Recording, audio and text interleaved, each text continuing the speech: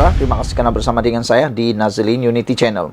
Ini teks ucapan penuh Perdana Menteri yang mengundang aksi derhaka Perikatan Nasional terhadap Agong.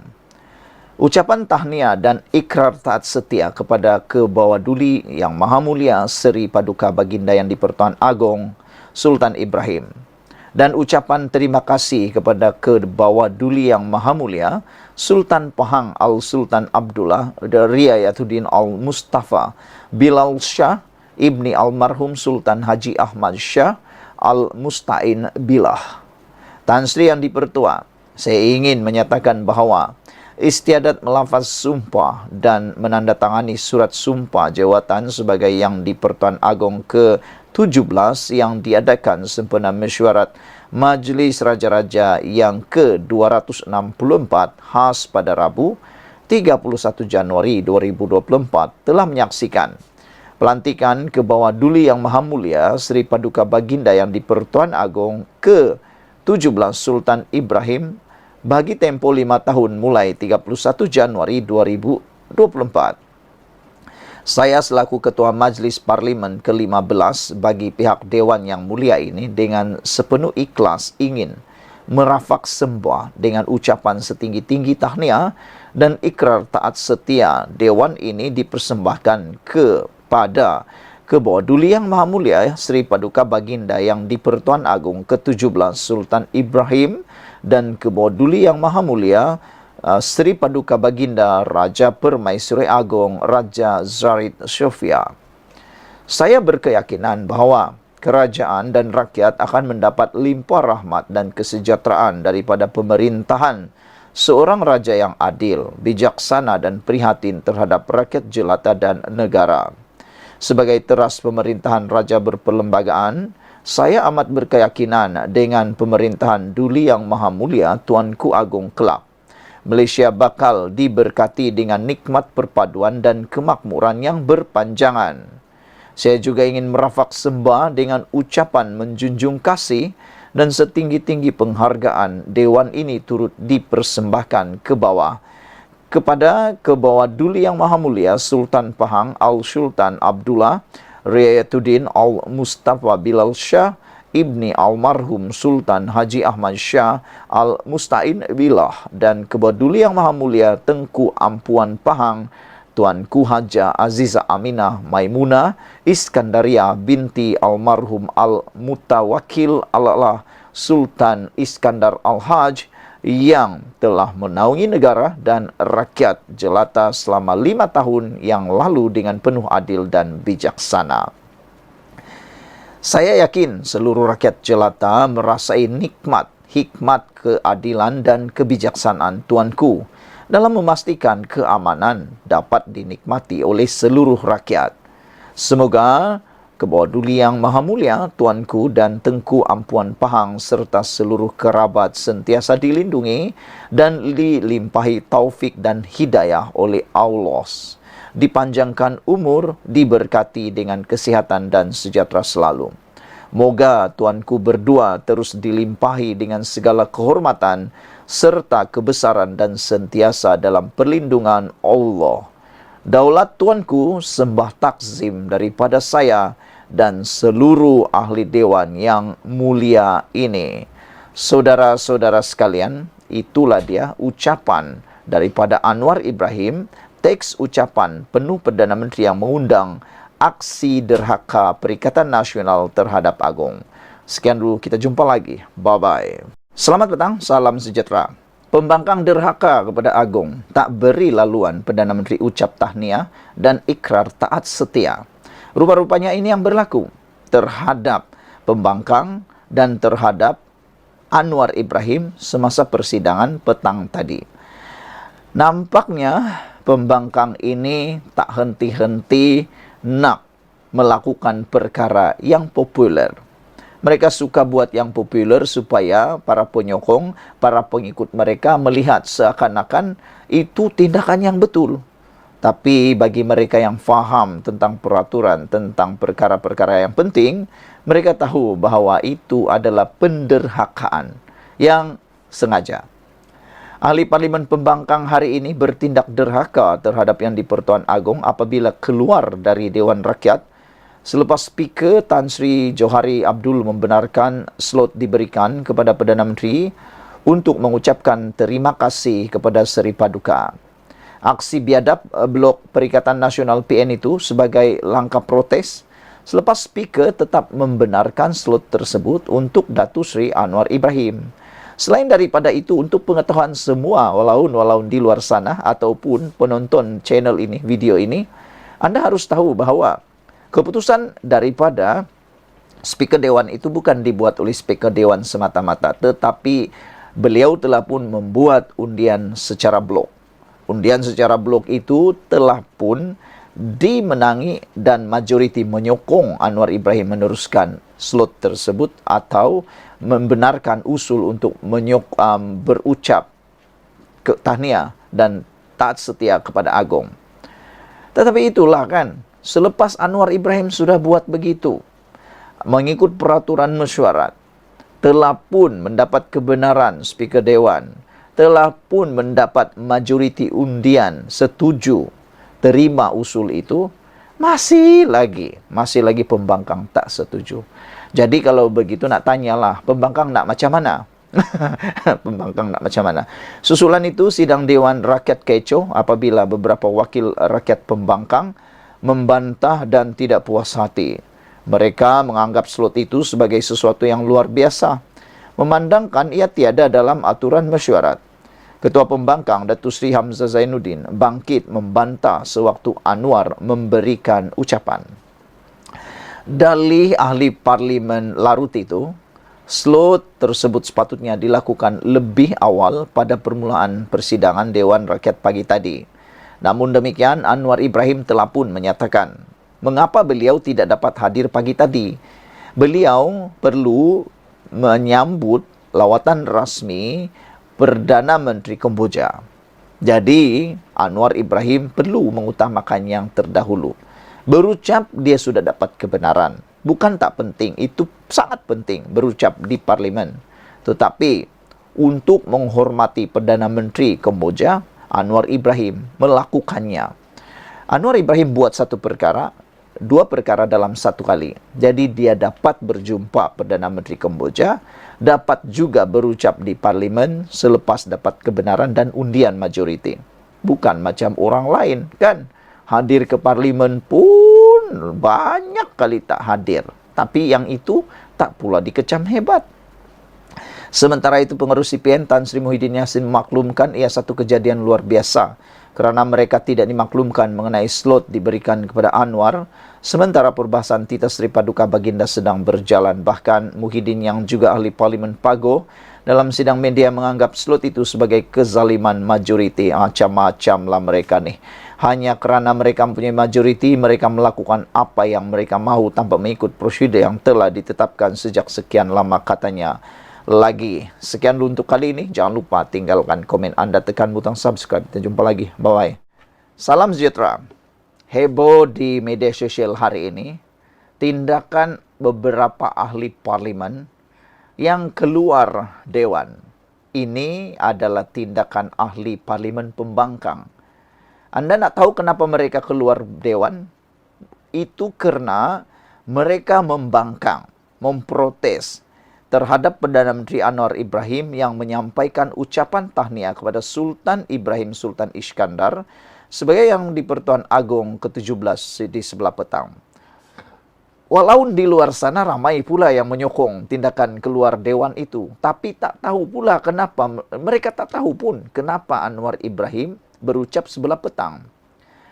Anwar Ibrahim berucap sebelah petang kerana ada lawatan rasmi daripada Perdana Menteri Myanmar. Dia kena jumpa sebelah pagi. Lawatan rasmi itu wajib dihadiri kerana nanti kalau ada pelaburan daripada Myanmar, kita yang rugi kalau tak dapat jumpa kan. Itu pertama. Yang kedua, walau lupa kemarin Haji Hadi pun tak hadir Dewan Rakyat. Kita tahulah dia tak sihat. Tapi itu tak dikecam pula oleh walaun. Anwar Ibrahim yang datang petang kerana ada urusan pagi. Anwar Ibrahim telah nyatakan sehingga 1.45 petang dia terpaksa berjumpa dengan Perdana Menteri Myanmar. Tapi dalam masa 15 menit, 1.45, Anwar telah bergegas ke Parlimen untuk menghadiri sidang Parlimen. Walaupun dalam keadaan sibuk, dia tetap menghadiri sidang Parlimen untuk berucap tahniah kepada yang di Pertuan Agong sekarang dan juga yang di Pertuan Agong sebelumnya, karena telah pun menamatkan tanggung jawab sebagai Agong dengan jayanya. Tapi yang itu pun, bayangkanlah pembangkang kita nih, kadang-kadang kita pun bingung jugalah dengan tindakan mereka ini. Adakah ini adalah satu teladan yang baik daripada pihak pembangkang? Sikit-sikit protes lari, sikit-sikit protes lari, sikit-sikit protes lari, sikit-sikit protes tiada di dalam dewan. Macam mana nak berbahas? Macam mana nak keluarkan masalah rakyat? Anda yang ada di sana, di luar sana, yang menyokong pembangkang itu, pikir-pikirkanlah macam mana masalah Anda di kawasan Anda boleh dibawa oleh ahli parlimen Anda kalau mereka ni suka keluar dewan. Lain lagi lah yang kes yang sangat kerap tak hadir ke dewan. Hanya 33 kali hadir daripada 103.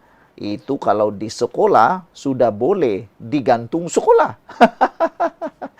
Saudara-saudara sekalian, sebelum itu Ketua Pembangkang Hamzah Zainuddin telah pun bangkit dari kerusinya untuk membantah masa ucapan Anwar yang menurutnya sepatutnya dilakukan lebih awal pada permulaan persidangan Dewan Rakyat pagi tadi. Tapi itulah, Anwar Ibrahim dah nyatakan dia berjumpa dengan Perdana Menteri Myanmar. Dia ambil kesempatan untuk berucap pada 11 petang dan telah diluluskan mengikut peraturan mesyuarat dan telah diluluskan oleh Speaker Dewan. Tapi yang itu pun tak boleh diterima. Tak tahulah, mereka ikut sajalah kehendak mereka kan, macam itulah. Satu perkara lagi, Anwar Ibrahim di dalam ucapannya dia kata itulah kalau penuh dengan dendam kesumat dan mungkin cemburu dengan kerajaan, kata Anwar Ibrahim. Menurut Hamzah Zainuddin, tidak pernah berlaku sebelum ini seorang Perdana Menteri menyampaikan ucapan sebegitu apabila perbahasan Tita Baginda sudah dimulakan di dalam Dewan. Kalau nak kata merafak sembah tahniah dan terima kasih kepada Agung, buatlah tadi sebelum pencadang nak buat, kata beliau.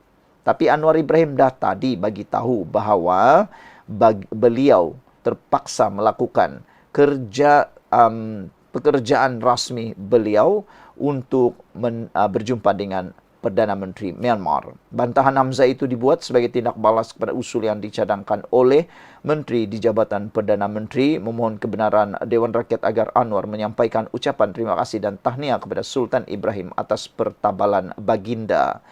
Cadangan itu segera disambut dengan bantahan pembangkang sebelum Speaker Dewan Rakyat menggesa undian blok yang menyaksikan majoriti ahli Dewan Rakyat menyokong cadangan membenarkan usul menteri itu.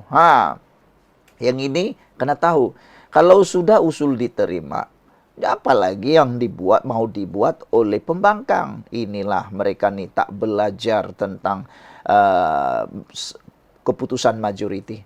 Mereka mau juga keputusan mereka dilihat. Anwar memberitahu Parlimen bahawa dia tidak dapat menyampaikan ucapan sebelah pagi kerana dia mengadakan pertemuan dengan Perdana Menteri Kemboja. Oh, bukan Myanmar, Kamboja. Dia berjumpa dengan pertemuan dengan Perdana Menteri Kemboja, Hun Manet, yang sedang dalam lawatan rasmi ke Malaysia. Jadi kalau Anwar tak jumpa, nak hantar siapa? Lagi tidak afdal kan kalau Perdana Menteri dari Kemboja datang melawat Malaysia, tiba-tiba hantar pula orang lain. Itu memang tidak bijak sama sekali. Itu perlu diingat. Kebijaksanaan itu penting. Anwar menyatakan bantahan kerasnya terhadap ahli parlimen pembangkang yang bertindak keluar ketika kerajaan merakamkan penghargaan kepada Agong. Anwar turut membidas cadangan Hamzah supaya dia menyampaikan ucapan pada akhir sesi perbahasan. Anwar kata, sepatutnya saya datang pagi tadi. Kita ada kunjungan rasmi daripada Perdana Menteri Kemboja, Hun Manet. Sebab tu saya mohon kebenaran speaker untuk bentang pukul 2.30 petang. Kalau kita nak terima kasih pada mantan agung di akhir sidang tak munasabah, kata Anwar Ibrahim. Pembangkang tunjuk sikap tak sopan dan tak hormati institusi agung, kata Anwar lagi. Satu komen daripada netizen berkait dengan isu ini oleh Cari Makan, dia kata denda mereka yang keluar membantah. Saudara-saudara sekalian, apabila perbuatan keluar-keluar dewan seperti ini sering berlaku, ia membuatkan kita semua terfikir, layakkah ahli parlimen ni jadi ahli parlimen? Ya, layaklah kan, itu sebab diorang menang. Sebab mereka ni telah dipilih oleh pengundi-pengundi. Saudara-saudara sekalian, sebagai mengakhiri ulasan kita tentang tindakan keluar dewan oleh ahli pembangkang ini, kita harap semua penyokong pembangkang, sekurang-kurangnya Anda mengetahui sebelum Anda kecam Anwar Ibrahim, Anda ketahui dululah kenapa Anwar Ibrahim berucap pada 2.30 petang tadi. Beliau bukan tidak hadir kerana malas, beliau bukan hadir kerana banyak ada pekerjaan yang lain, bukan secara rasmi. Anwar Ibrahim terpaksa membuat ucapan pada 2.30 petang kerana terpaksa berjumpa dengan kunjungan rasmi Perdana Menteri Kemboja. Yang kedua, Anwar Ibrahim telah mendapat kebenaran untuk membuat ucapan itu melalui undian blok. Majoriti menyokong Anwar Ibrahim menyampaikan ucapan. Jadi kalau dah menang majoriti, kenapa lagi ada yang tak setuju? Anda pilih, Anda tanyalah, jawablah sendiri. Kita jumpa lagi. Bye-bye. Salam sejahtera.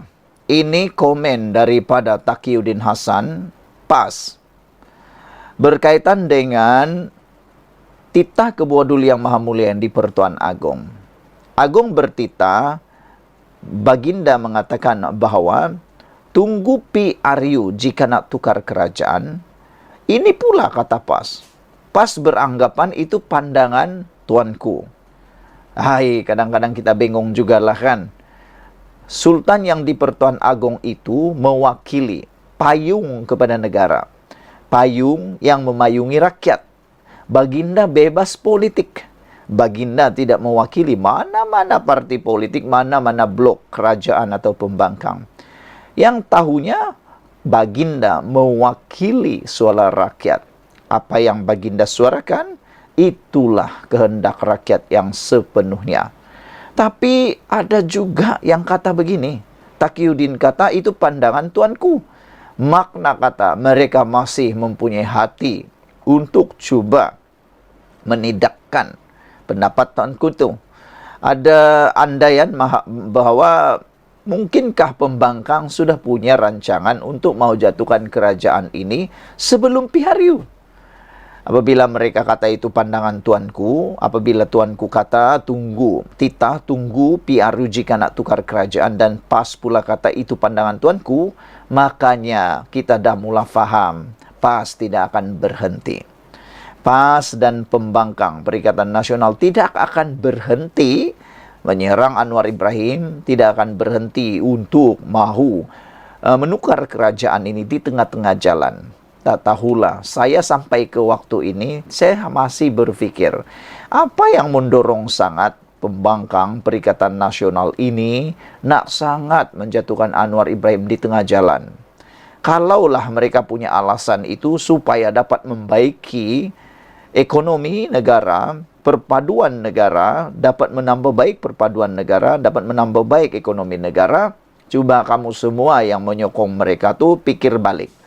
Cuba Anda semua yang setuju dengan apa yang dikatakan oleh Taqiyuddin ini fikir balik. Betulkah Perikatan Nasional mampu menyebabkan ekonomi Malaysia ini tiba-tiba jadi baik? Betulkah Perikatan Nasional ni, pembangkang ni tiba-tiba boleh naikkan balik nilai mata wang? Betulkah dengan pembangkang ini perpaduan Malaysia akan lebih baik?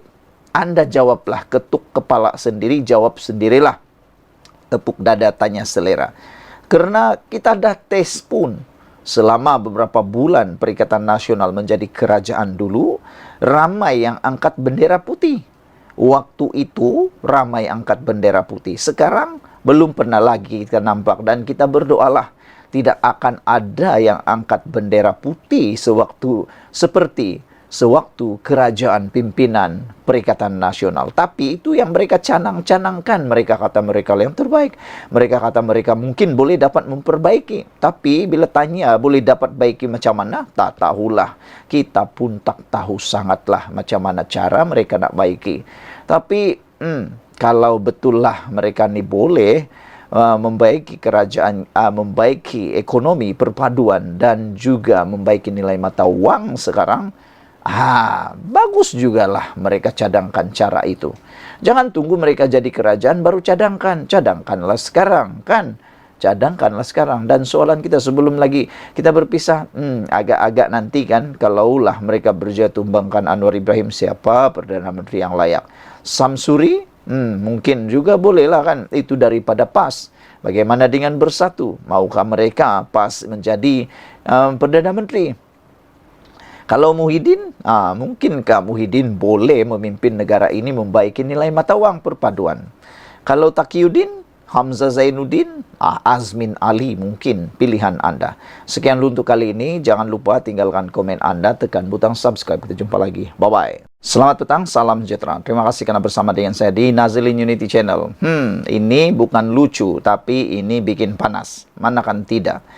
Baru saja Sultan Ibrahim Agung kita yang baru saja mula menjalankan tugas Baginda bertita tentang permainan politik, dan Baginda mengingatkan, menegaskan jangan lagi main politik, jangan ganggu kestabilan kerajaan yang ada sekarang ataupun kestabilan negara sekarang. Tiba-tiba pula lah ini Tuan Ibrahim masih pula bermain politik walau telah ditegur oleh Ketua Duli Yang Maha Mulia yang di-Pertuan Agong. Ini apabila Tuan Ibrahim, Tuan Man menyatakan, insya Allah saya jangka mudah-mudahan tak akan habis penggal ini. Agung dah kata tak nak layan, tidak mahu layan lagi apa-apa permainan politik. Kalau nak jatuhkan kerajaan, tunggu PRU 16. Tapi tak tahulah, kita pun tak faham sangatlah. Kenapa mereka ni sangat mahu tumbangkan kerajaan di tengah jalan? Adakah ini satu budaya yang baik? Pada pendapat saya, ini budaya yang tak baik sama sekali. Nanti jadi ikutan-ikutan, demi ikutan. Katalah nanti kalau Perikatan Nasional pula jadi pembangkang, baru 3 bulan, 4 bulan, mahu ditumbangkan lagi. Sampai bila ini boleh berlaku? Sampai bila ini akan berterusan? Kita pun muak. Rakyat Malaysia pun sebenarnya muak.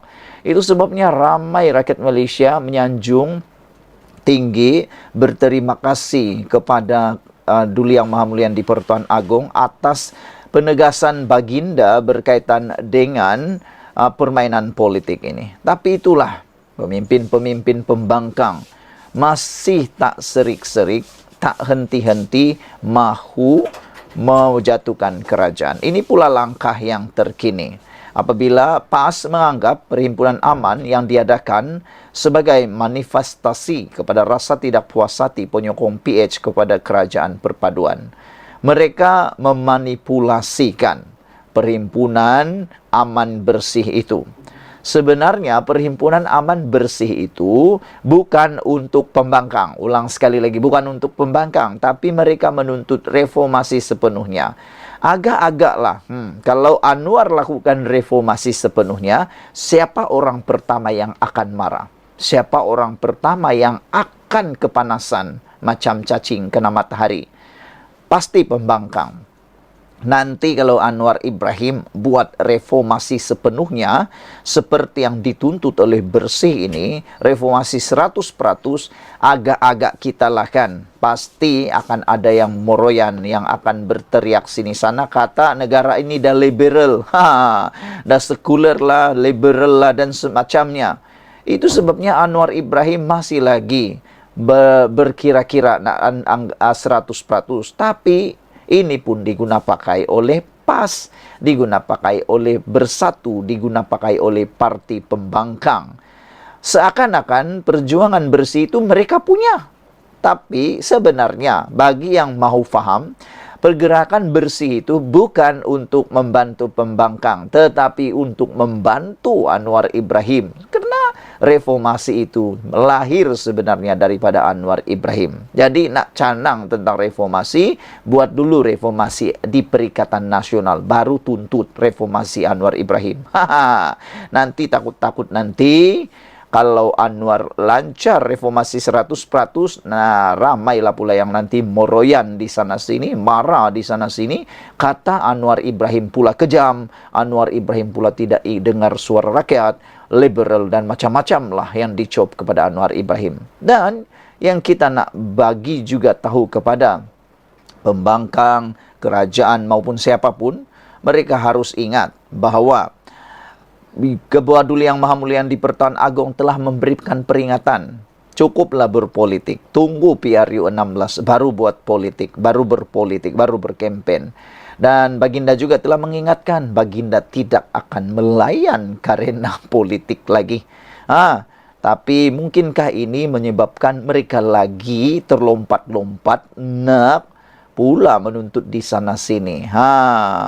Tuan Ibrahim kata ini boleh berlaku jika hak rakyat bebas bersuara disekat pada masa sama orang ramai terus menanggung beban kenaikan kos sara hidup. Tak tahulah saya. Nanti kalau pas, nanti kalau bersatu, nanti kalau Perikatan Nasional jadi kerajaan, adakah hak rakyat bersuara bebas, lagi bebas? Atau adakah kos sara hidup akan dapat ditangani dalam sekelip mata? Nah, Anda jawablah sendiri. Share video ini, kita jumpa lagi. Bye-bye. Selamat petang, salam sejahtera. Ini perkembangan terkini tentang ringgit Malaysia yang menjadi perdebatan oleh media sosial. Hari ini Anwar Ibrahim memberikan pernyataan yang amat ditunggu-tunggu. Ringgit jatuh, inflasi turun, tapi pelaburan meningkat. Satu pencapaian luar biasa, kata Anwar Ibrahim. Inilah yang mungkin tidak difahami oleh orang yang sibuk nak kecam Perdana Menteri Anwar Ibrahim. Mereka lupa bahawa walaupun ringgit jatuh, tetapi prestasi inflasi kita telah pun menurun ataupun inflasi telah pun bertambah baik. Di samping itu pelaburan turut meningkat sehingga itu jadi satu pencapaian yang luar biasa yang saya fikir mungkin dicemburui oleh ramai orang. Dan dalam Dewan Rakyat sebentar tadi mereka sibuk bercakap tentang kejatuhan nilai mata wang. Nak tanya jugalah apa cadangan daripada pembangkang untuk menaikkan ringgit yang jatuh ini. Kalau sibuk nak kecam saja, itu kan tak adil. Yang adil ialah kecam tapi berikan cadangan. Namun demikian, Anwar Ibrahim telah pun memberikan satu prestasi, satu pencapaian yang luar biasa. Meskipun ringgit jatuh, inflasi tetap turun dan pelaburan meningkat. Walaupun nilai mata wang ringgit Malaysia jatuh, namun kadar inflasi menurun sehingga 1.5% dan jumlah pelaburan meningkat sehingga 23% kepada 329.5 bilion pada tahun 2023. Jauh melebihi, meningkat ataupun jauh meninggalkan prestasi semasa yang pernah dicapai oleh Kerajaan Perikatan Nasional pimpinan Muhyiddin Yassin. Semasa Muhyiddin Yassin menjadi Perdana Menteri, inflasi tinggi, pelaburan tidak dapat menandingi Anwar Ibrahim dan juga berlaku perkara-perkara ekonomi yang mereka sendiri tak mahu ulas. Perdana Menteri Datuk Seri Anwar Ibrahim berkata prestasi keuangan Malaysia itu menunjukkan pencapaian yang luar biasa sejak merdeka. Malaysia di ASEAN mencatat di antara kadar inflasi paling rendah iaitu 1.5% dan kadar pengangguran yang menurun kepada 35%. Pelaburan domestik pula dan asing tertinggi dalam sejarah Malaysia sejak merdeka, katanya di sini. Saudara-saudara sekalian, yang ini pembangkang tidak canang pula di sana-sini. Mereka hanya sibuk mencanang tentang kejatuhan nilai mata wang atau rendah. Ini yang mereka tak pernah cakap, yaitu pelaburan domestik dan asing yang tertinggi dalam sejarah Malaysia dan nilai inflasi yang makin menurun, dan apabila pelaburan meningkat, ia juga telah pun mengurangkan kadar pengangguran di Malaysia. Yang ini mungkin tak pernah dicakap oleh para pembangkang. Terdahulu, beliau berucap pada majlis perasmian penutupan program Madani Rakyat di Zon Tengah di Kompleks Sukan Kuala Selangor. Sebelum ini, media melaporkan Malaysia mencatatkan jumlah pelaburan diluluskan sebanyak RM329.5 bilion pada tahun 2023, iaitu 23% lebih tinggi berbanding tahun 2022. Sekaligus menjadikannya tertinggi dalam sejarah Malaysia. Itu pun mungkin mereka tak boleh terima. Memetik Perdana Menteri sebagai berkata, dari jumlah tersebut, pelaburan asing merupakan penyumbang utama sebanyak 57.2% berbanding domestik, iaitu 42%. Sekian dulu untuk kali ini. Jangan lupa share video ini, kongsikan kepada semua orang, khususnya orang yang lupa tentang dua perkara ini, iaitu kejatuhan, penurunan inflasi dan juga pelaburan yang meningkat dalam sejarah. Inilah yang terbaik. Kita jumpa lagi. Bye-bye.